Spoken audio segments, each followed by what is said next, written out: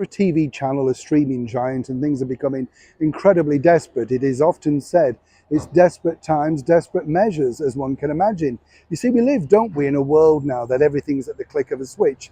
In the old days, you defined your TV habits, I'm sure, like me, whether you picked up TV Guide, what's on TV, radio times, TV times, and there were big special events. Now everything's thrown at us 24/7, 24 hours a day. It's incredible when you think about it. It's no wonder we all are so forgetful, because who knows what day it is and what time it's on. It's like I was talking to you recently about the charts. I don't know how the charts work. I really don't. You know, the streaming, lyric video, full video, official video.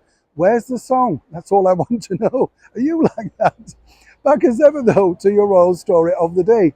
This particular series created absolute, rustics when it first started, because it really was, well, I might say the first series at least enjoyable, because it was of a time that we could all look back to and think, is this how it truly was? Together, of course, by Peter Morgan, it was the very first series of The Crown, and it starred Matt Smith and Claire Foy.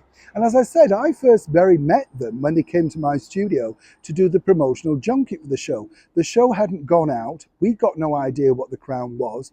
They didn't seem to know too much about how successful it may or may not become. Claire and Matt were both delightful, just lovely actors enjoying their moment in the spotlight. And I would say it was almost bearable, the first series.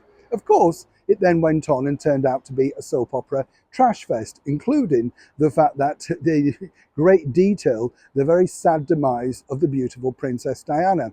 This seemingly, though, did not put off Prince Harry from taking the Netflix shilling. He never said anything, never attacked them at all. Whatever his personal thoughts were, they never came through. But as I say, desperate times for desperate measures right now, or all that sort of stuff, because the Crown have decided to re-invite all the previous queens back, playing, of course, Her Majesty the Queen, including Claire, Imelda Staunton, and the other woman. I've forgotten her name now. You see, that's how remarkable that particular actress was.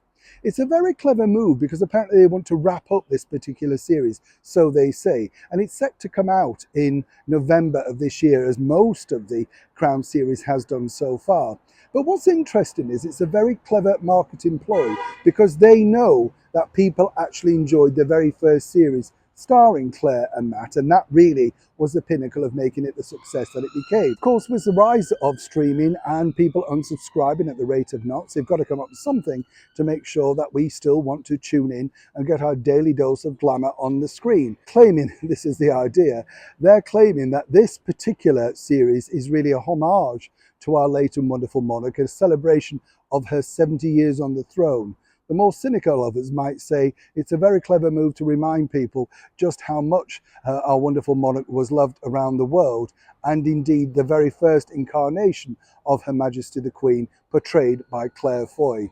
Nothing more, nothing less. They're hoping that you and I will resubscribe to see, so they claim, the very final outing of The Crown. Is this enough to make you want to tune in? Neil Sean in the very heart of London.